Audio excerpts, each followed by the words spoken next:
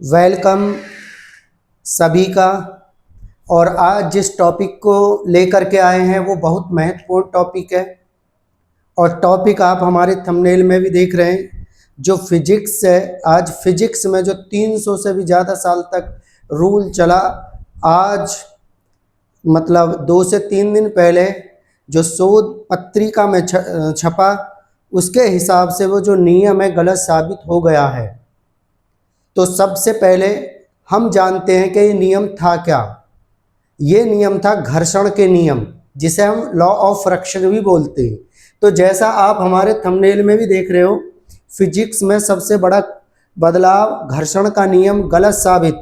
और गलत साबित हुआ, क्या गलत साबित हुआ उसे जानने से पहले हम जानते हैं कि घर्षण है क्या, क्योंकि हमारे जो कुछ न्यू व्यूअर्स हैं वो कहेंगे हमें पता ही नहीं घर्षण या फ्रिक्शन है क्या।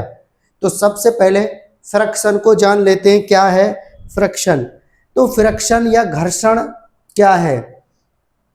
देखिए, जब एक ऑब्जेक्ट दूसरे ऑब्जेक्ट पर कांटेक्ट करता है, जब एक ऑब्जेक्ट दूसरे ऑब्जेक्ट पर कांटेक्ट करता है या उनके सरफेस कांटेक्ट करते हैं, तो क्या होता है, जिधर को हम खींच रहे हैं उसके अपोजिट एक फोर्स या बल लगता है, जिसे हम बोलते हैं घर्षण बल। जिसे हम क्या बोलते हैं? घर्षण बल या घर्षण।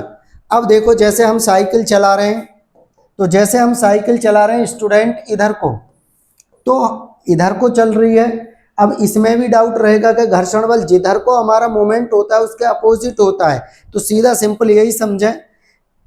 अब ये घर्षण के नियम क्या थे? घर्षण तो आप समझ गए होंगे, घर्षण हमेशा गति का विरोध करता है। ये याद रखना है कि जो घर्षण है या फ्रिक्शन हमारी जो मोशन है उसका अपोज करता है, विरोध करता है। तो पहले जान लेते हैं रूल्स क्या थे। घर्षण के जो 3 नियम थे, उनमें से जो पहला, घर्षण बल हमेशा संपर्क पृष्ठ के समांतर तथा गति की दिशा के विपरीत लगता है। ये मैंने तुम्हें बताया। जैसे इसमें ये जो बच्चा है इधर को क्या कर रहा है, इधर को इसको मूवमेंट करा रहा है, मोशन, और इधर को जो लग रहा है, जो इसकी गति का विरोध कर रहा है, जो बल इसकी गति का विरोध कर रहा है, वही कहलाता है फोर्स ऑफ फ्रिक्शन या घर्षण। इसमें भी आप देख सकते हो नेक्स्ट डायग्राम में, इधर को हम इसको खींच रहे हैं और हमारी जो अपोजिट है, हमारी जो गति है उसके अपोजिट जो लग रहा है वही घर्षण है। दूसरा भी है, घर्षण बल का परिमाण संपर्क पृष्ठों की प्रकृति पर और उनके खुरदरेपन या चिकनेपन पर निर्भर करता है। बिल्कुल भाई, संपर्क पृष्ठ अगर खुरदरा या चिकनापन उस पर निर्भर करेगा, यह स्पर्श पृष्ठों के क्षेत्रफल अथवा उनकी आकृति पर निर्भर नहीं करता। भाई, आकृति का मैटर क्या है? आपके पास एक बॉल है, आप एक बहुत बड़े फ्लोर पर और एक गोल फ्लोर पर, एक रेक्टेंगुलर फ्लोर पर आप उसे किक करते हो, तो वहाँ उस पर डिपेंड नहीं करेगा। किस पर डिपेंड करेगा? उनके खुरदरेपन या चिकनेपन पर। और लास्ट और थर्ड लॉ क्या था? 2 पृष्ठों के मध्य घर्षण बल का परिमाण उनके अभिलंब प्रतिक्रिया के अनुक्रमानुपाती होता है। इसी रूल पर सबसे ज़्यादा डाउट रहे।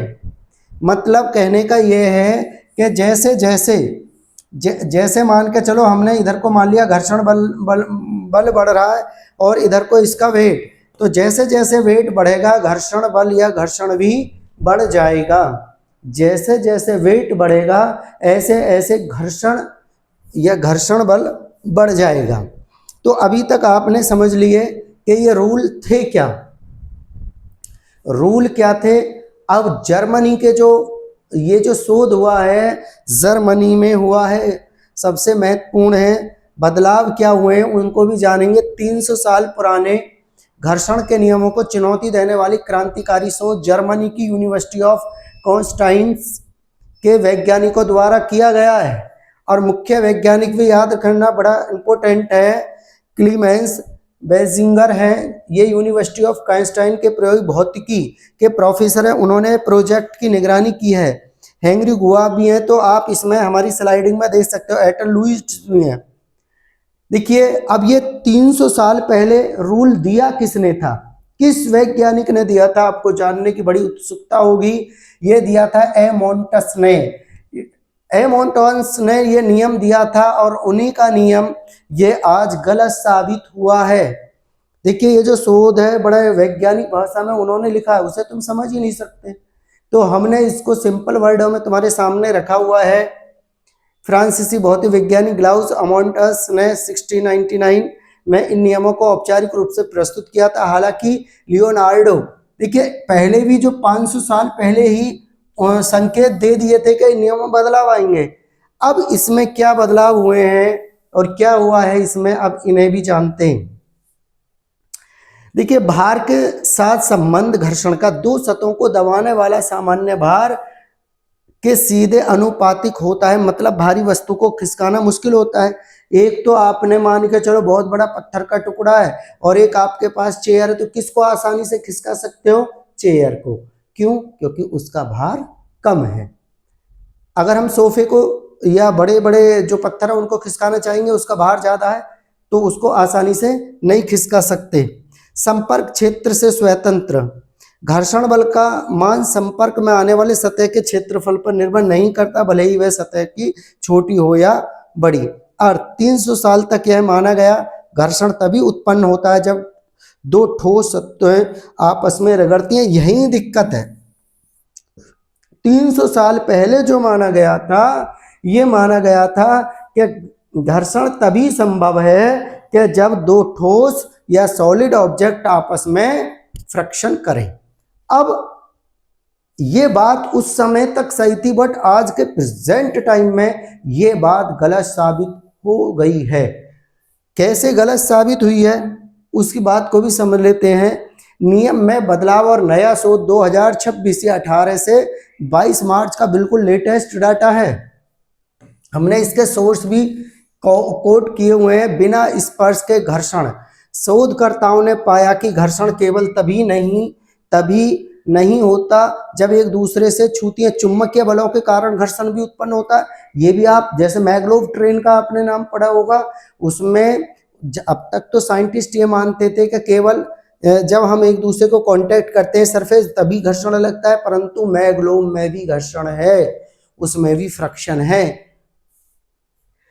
जब सतह एक दूसरे को छूती है, चुंबकीय बलों के केस में यह बात गलत साबित हो जाती है। भले ही दो सतहों का बीच भौतिक संपर्क न हो फिर भी घर्षण लगेगा। नया शोध क्या कहलाता है? विपरीत व्यवहार। जब चुंबकीय परतों का उपयोग किया तो देखा गया कि भार बढ़ने पर घर्षण हमेशा सीधा नहीं बढ़ता।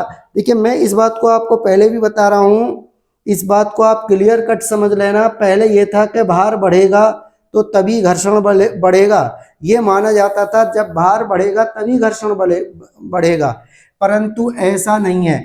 जैसे हमने मान लिया कहीं इधर को फ्रिक्शन है, मतलब घर्षण है, और इधर को इसका वेट। इन्होंने कहा कि इन वैज्ञानिकों ने कहा कि हमेशा ऐसा नहीं होता, हमेशा ऐसा नहीं होता, भार बढ़ेगा तो घर्षण भी बढ़ता चला जाएगा। एक तो कोई लिमिट होगी, कोई मैक्सिमम लिमिट के बाद ये कम होने लगता है, ये नहीं कि जीरो हो जाता है, ये बात नहीं। एक मैक्सिमम लिमिट के बाद ये या तो कांस्टेंट कर जाता है या जीरो होने लगता है। विपरीत व्यवहार में हमने आपको पढ़ा दिया, स्पष्ट पीक आता है इसका भी। असंतुलन, जब आंतरिक चुंबकीय व्यवस्था असंतुलन होती है तो घर्षण बहुत अधिक हो जाता है, जो पुराने नियम के अनुसार नहीं है। निष्कर्ष, नया शोध संपर्क रहित घर्षण की अवधारणा को सामने लगता है जब घर्षण का कारण सतह के खुरदरेपन नहीं बल्कि चुंबकीय व्यवस्था का टूटना भी है। अब बच्चों आपको हम एक डायग्राम के थ्रू भी ये समझा सकते हैं कि इसमें देख सकते हो ये चुंबक है भाई, इनमें भी ऐसा नहीं कि इनमें घर्षण नहीं होगा, इनमें भी फ्रिक्शन होगा। जैसे हम पास लाते हैं तब का घर्षण और जैसे दूर ले जाते हैं तब का घर्षण, जबकि इनका जो वेट है वो समान है, फिर भी घर्षण कम ज्यादा क्यों हो रहा है। तो पहले ये डाउट थे स्टूडेंट, नए शोध का महत्व। अब एंड टाइम लास्ट में हम पढ़ लेते हैं कि नए शोध से बेनिफिट्स क्या होने वाले हैं। घर्षण का नया सिद्धांत, अब यह स्थापित हो गया कि घर्षण का जन्म केवल भौतिक रगड़ से नहीं बल्कि सामूहिक चुंबकीय गतिशीलता से भी हो सकता है। केवल रगड़ जरूरी नहीं है, फ्रिक्शन जरूरी नहीं है। तकनीकी अनुप्रयोग, इस खोज का उपयोग माइक्रो इलेक्ट्रोमैग्नेटिक सिस्टम, चुंबकीय बेरिंग ऐसी मशीनों में किया जा सकता है जहां घर्षण को कम करना या नियंत्रित करना आवश्यक है। देखिए बॉल बेयरिंग है, इनमें अब घर्षण पर और नए शोध होंगे, तो वैज्ञानिक इस रूल का ध्यान में रखकर ही अब नए नियम या नए मशीनों का आविष्कार करेंगे। वियर फ्री फ्रिक्शन, जबकि इसमें भौतिक संपर्क नहीं होता, इसलिए घर्षण रहित या बहुत कम घर्षण वाली तकनीक विकसित करने में सहायक होगा। संक्षेप में 300 साल पुराने नियम सामान्य परिस्थितियों के लिए सच हैं, लेकिन अब चुंबकीय और माइक्रोस्कोपिक स्तर पर घर्षण के नए अलग नियम लागू होते हैं जो बिना स्पर्श के भी काम करते हैं। तो बच्चों या हमारे जो व्यूअर्स हैं, हमने आपको जो क्या बदलाव आया फिजिक्स में उससे आपको अपडेट करा है। तो फिर मिलेंगे किसी अच्छे वीडियो में। हमारी वीडियो को लाइक और शेयर ज़रूर कर लें, क्योंकि इसको स्लाइड को बनाने में काफ़ी टाइम